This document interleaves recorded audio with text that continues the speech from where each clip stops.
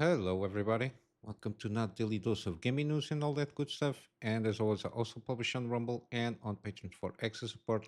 Any kind of updates, usually I go about on Twitter X. Later today, I will be able to publish the final episode of the Midnight Suns gaming series. It's a little bit on the longer side, mainly because the final mission is big. It's a big one.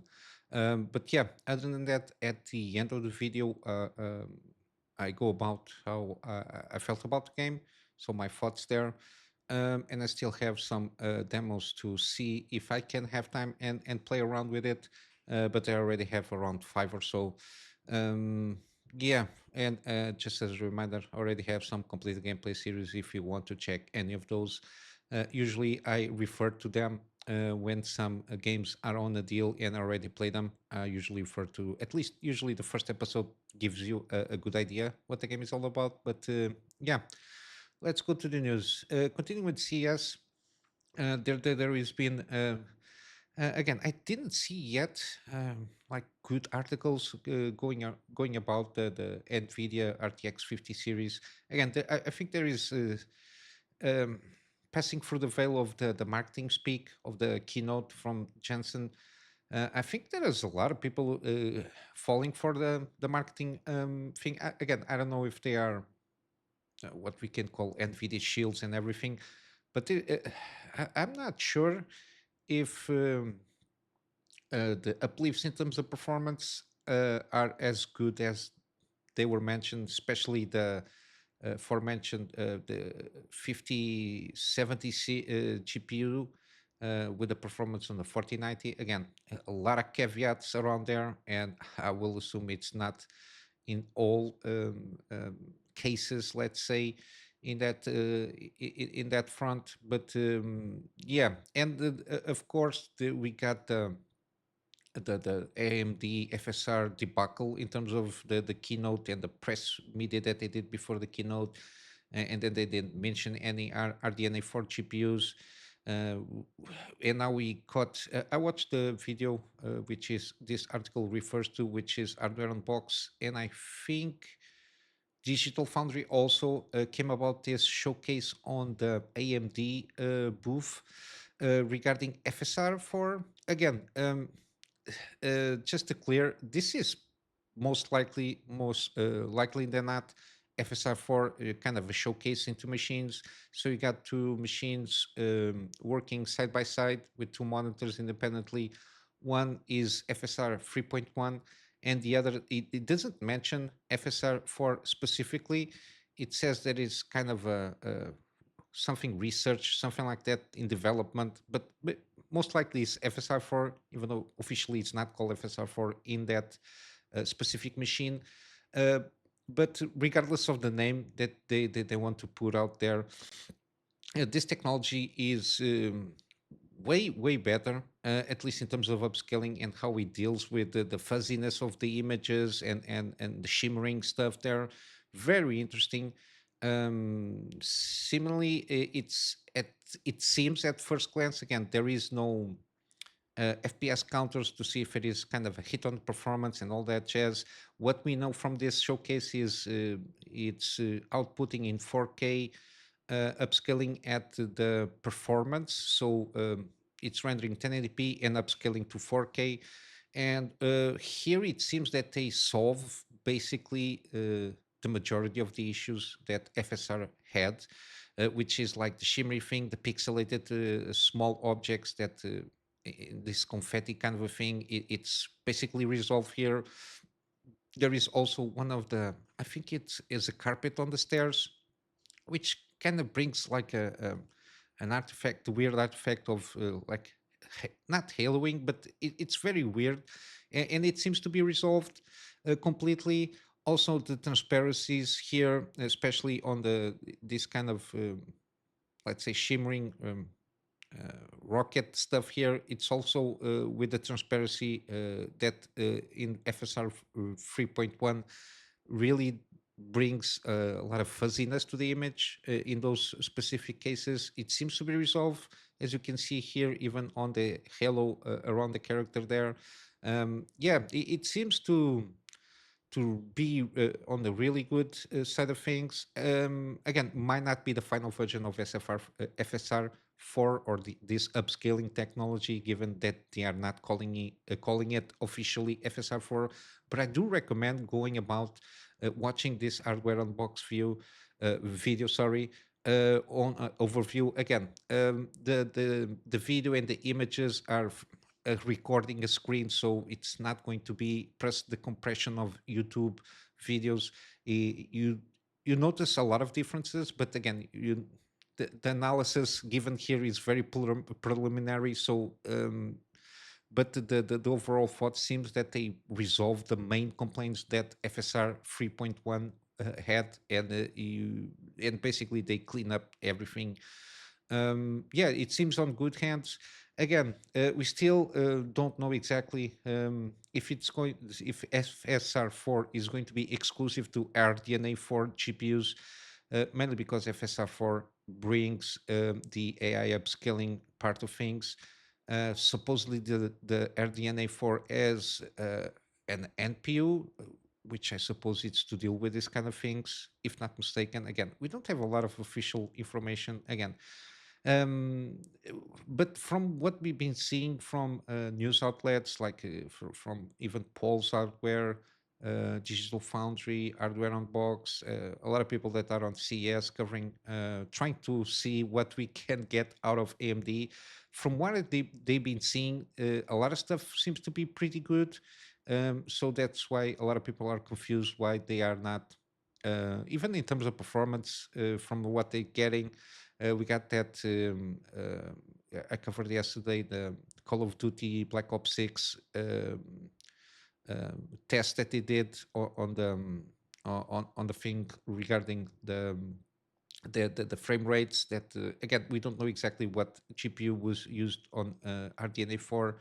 The 99 4K thing there. Again, I went about yesterday. Again, I don't think it performs that well, given that outperforms even the 7900 XTX, and it puts itself almost very close to almost 4090 performance there. But yeah, it seems that what we've been seeing is pretty decent, and people are a little bit confused why they didn't do anything regarding CS keynotes, giving more details regarding the RDNA launch. Again, I think, again, I continue to think that AMD at like early access from, I don't know, from a leak or something like that to the CES keynote from NVIDIA, and they got to see, I don't know, the charts and how they putting like four time X frames and performs like 2 3 times better than the previous generation. Again, I think they got tangled in that the number of frames. And again, I don't think people are expecting um, from at least from the RDNA GPUs, like I don't know, an uplift in terms of 4 times the frames and 4 times the performance. Again, people that are more aware and usually follow closely these kind of things know that the in this case NVIDIA multi-frame generation, so MFG, again, instead of putting one fake frame rate, it's trying to calculate three extra, so three fake frame rates to boost the frame rate overall.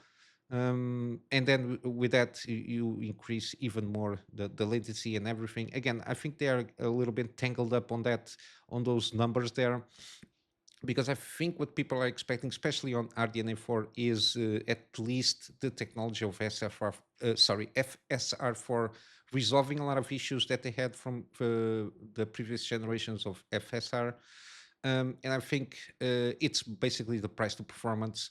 Um, Again, I still don't get why they didn't do and not doing anything on CES regarding RDNA4 in terms of official information, and bringing people that are already there to do the hype in terms of the GPUs and the such. But yeah, continuing with AMD still, now we're seeing also some leaked uh, benchmarks. Again, this is synthetic march, which is the program, I think, GPU Z, 3D Mark software. Again, I never touched this software, so I don't know. Supposedly from the GPU Z, sorry, it seems that probably this is a 9070 XT, which supposedly goes about 330 watts, and it can boost to 3 gigahertz. Again, take it with a grain of salt. All of this information, because it's leak information, not official information. But if it is what we think it is, and this is kind of a preliminary results here, it seems to be on the good track of getting good performance out of it, even though this is a synthetic benchmark. But it might give us kind of a worst estimate.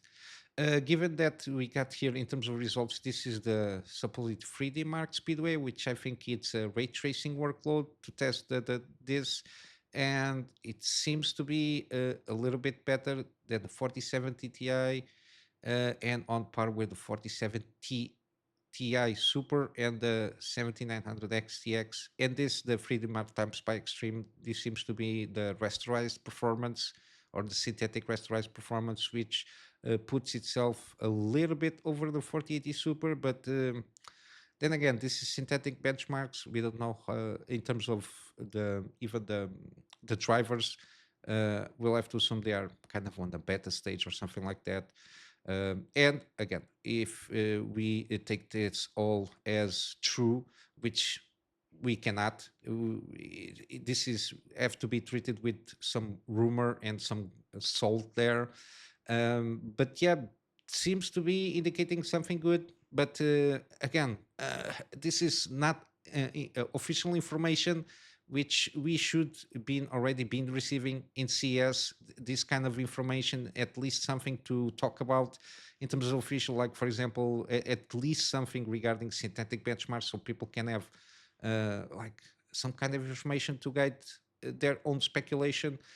But continue with that. There also is another rumor regarding the announcement, which is expected to be January 22. Supposedly, review samples already been shipping out to reviewers. But then again, this is not official information. This is a lot of speculation with rumors and people going to, in forums and trying to, I don't know, but yeah, it seems that we might see something after the CS is done. I think AMD might expect for the CS to shut down, so the all the bubbling in terms of news fizzle down a little bit, so they can recatch some attention for RDNA 4. Um, and yeah, it seems that the price of this RDNA 4 GPUs, they continue to bring out in terms of price rumors around the same things that we've been seeing, which is around $500 or something like that for the 9070 XT version of GPUs. Again, I think the 5070 is $550 or something like that. And then the 70 Ti is $750, not mistaken.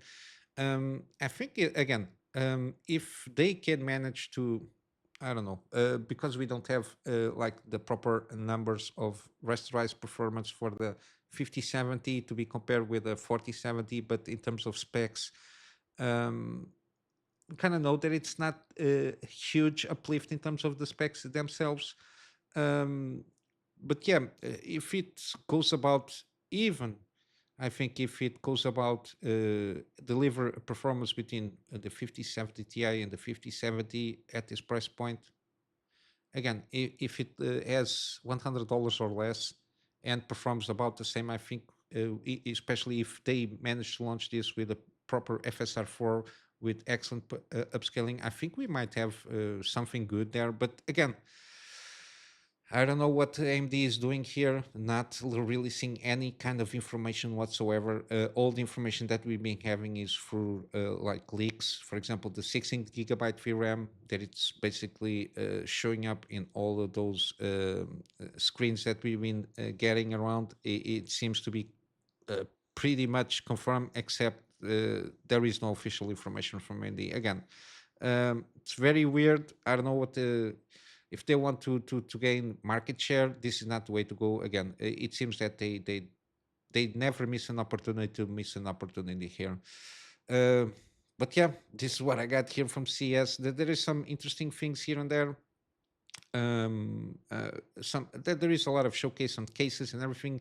Some stuff interesting. I think they are turning around and trying to appeal the market of the BTF stuff here, which is putting all the connectors of the motherboards in the back. I think that there's been coming out more designs of cases to support this kind of thing. Trying, I don't know, the industry himself auto regulate themselves to see what kind of uniformity they can arrange for the formats of this back to the front or back to the future, whatever they call the BTF stuff there.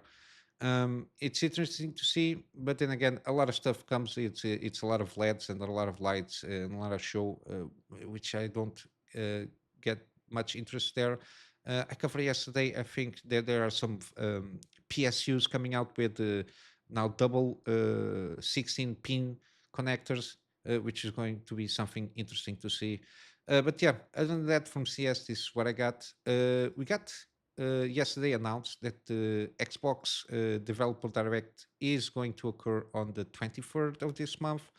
And again, the post here, it seems we're going to get more information regarding Doom Medieval or whatever it's called, the Dark Ages.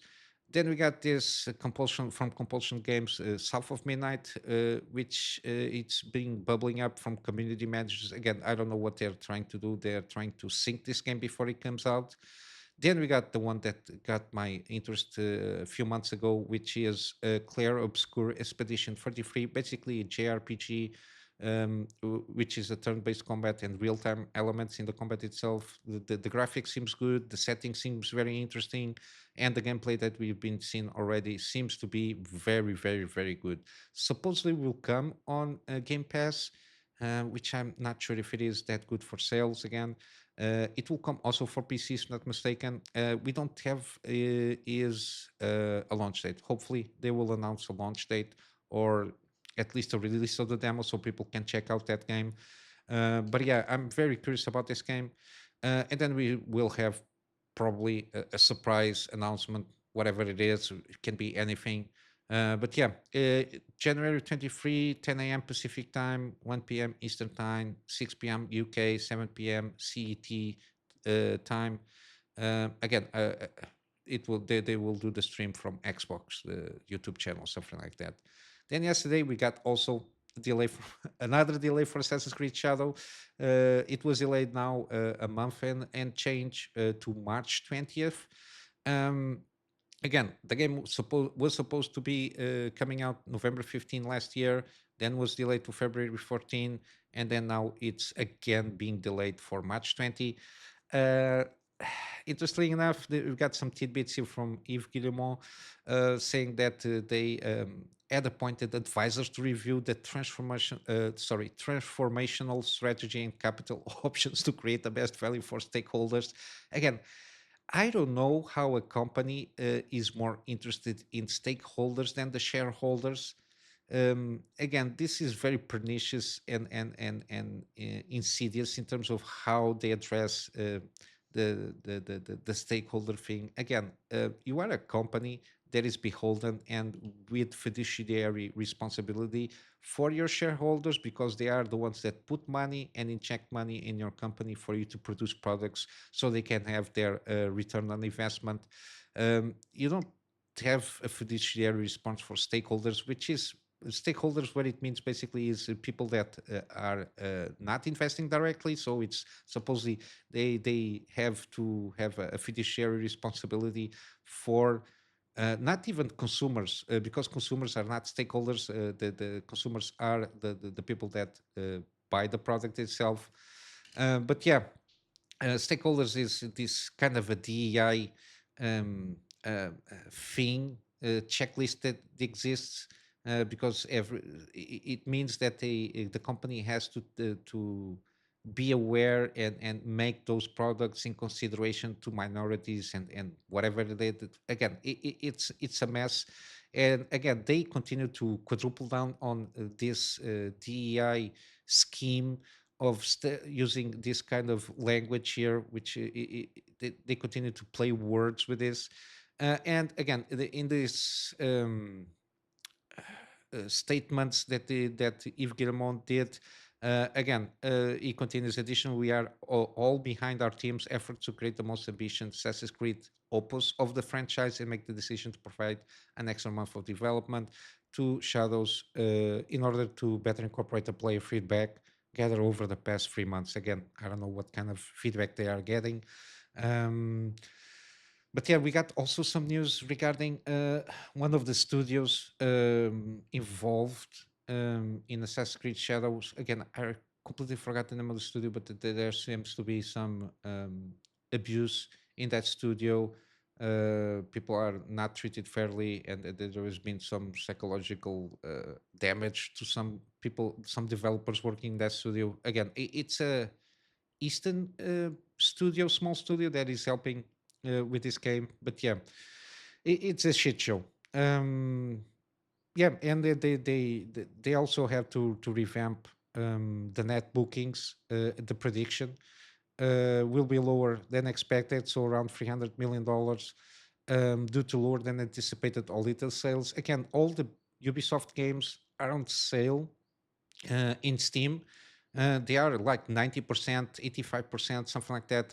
A lot of the Assassin's Creed games are like $5 to $10, and still they cannot manage to get around and get some money out of it. But yeah, again, Star Wars Outlaw, it's not selling well. Then they will have the discontinuation of X Defiance, so the closure, which is planned for June. But then again, if people know that this is going to close for June, people are already abandoning this game on droves. So that's that. And down the publisher, so Ubisoft expects to reduce costs in around the value of 200 million euros. Yeah, again, this is going to be the final straw that will break this camel's back, because I again, it will not succeed to the extent that people think it needs to succeed. Again, it can sell even if it sells 10 million copies in 1 month. Assassin's Creed Shadow will not save Ubisoft because of all this debt that they already have, $1 billion in debt. They are the properties that they launched last year did not make enough to even uh, to to cover the costs of development of their own projects. And even if it makes 10, even in a good chance of making 20 million copy sales in the first month, this game will not save itself, and not even Ubisoft. They will try to, I don't know, um, make the conversation, it is saving the franchise and all that jazz. But even with 20 million copies, I don't see Ubisoft being saved. It can only delay by a year or so and rest their hopes on next projects that are already on the pipeline to come out. But yeah, I don't see this in good hands. Again, the buzz around this game is not being positive enough to make enough sales to even cover the cost of Assassin's Creed Shadow. It's not going to sink like Concord, in the sense that, oh, we will only have like 1,000 players playing this game. It will be more, because again, this is Assassin's Creed game set in Japan. At first glance, people will might think this is going to be a good game, and they will automatically buy because it's an Assassin's Creed game in Japan. But again, who is being following this relatively up close know how bad this game is, or it is going to be, at least from the latest footage that we've been seeing also, and the narrative around this game. Again, it might even be a okay-ish game, but yeah, I don't see this making huge bucks, especially when it needs to make, which is the first 2 to 3 months in terms of sales. It needs to be a banger, and still, it will not save Ubisoft. Then on other news, we got Lords of the Fallen. we got more information here. The first game will still continue to receive meaningful updates up to version 2.0 of the game. I think at this moment in time, it's in version 1.6. So we have to. So they will continue to launch updates to the game until version 2.0. I will assume it will launch 1.7, 1.8, and 1.9 until version 2 while they work on the sequel. Because the sequel, I think, is already in production. Not sure if it is full production, but I will assume so. And they will start playtesting around this year. So we are in January, so until December, there is a lot of time until they probably start tweaking around and playing around with the sequel here. Again, I think even though this game is not perfect, it's got to a certain degree like mixed results. Because again, since it came out, it launched with some failures, but I think the updates that they've been making had improved the game overall, and I think at least they have now a good base of from player feedback on tweaking around and seeing what works and what doesn't work. I think they have now a good base to work on for the sequel, which is something good. And the game itself sold. I think it sold enough for them to justify to make a sequel. So that's also good news because I think this game, even though it's got mixed results overall, I think it does bring something interesting, especially on the navigation. It's something that people liked very much. The navigation around the maps, even though some people complained with the enemy placement and the such. But then again, those are things that can be tweaked around and improved upon. Because I think that the overall the game seems pretty good. And I think they might have a situation that when it reaches version 2.0, the game will be way better than it was. But yeah, that's my overall thoughts on this one. I still didn't play this game, but it's one of those that I will eventually play for sure.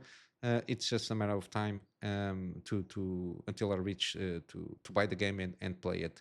And then lastly, we got again. Don't forget, today is the day for Elden Ring Nightreign network test.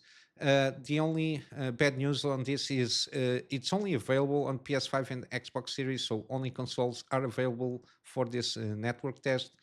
It's not available for PC versions, so yeah, I will not be able to go about and register for this.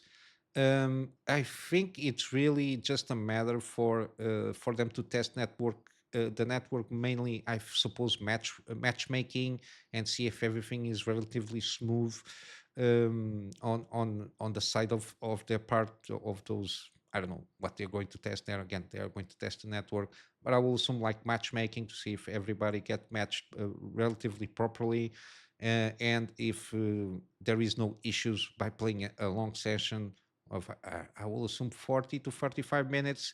I think that's the main gist of this test.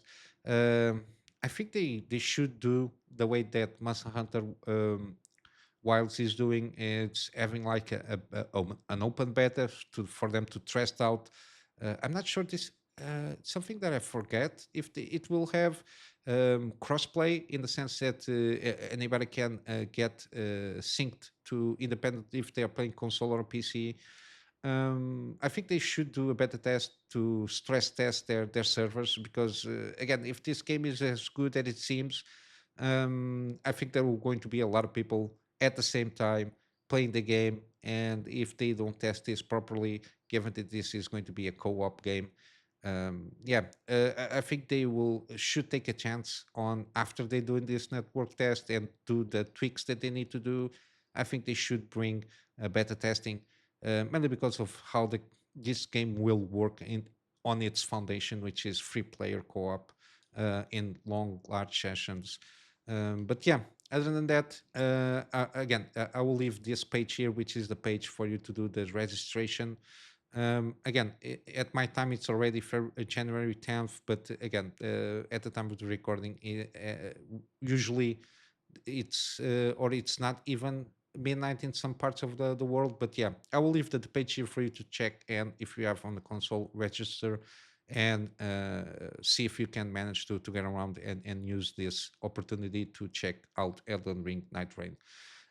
Let's go for some gaming news. We still have the same, basically same deals. So Pacific Drive Deluxe Edition, 40% off. We got Ash of Gods Redemption is 70% off. Again, this is basically just turn-based combat, because afterwards we got the spiritual sequel per se, which is Hash of the Gods: The Way, which takes I think around 20 years or so. You might encounter some characters from the previous game, but it's not a sequel, and it has the deck builder part of things. But other than that, I think it plays very similar to that game, and it's 60% off.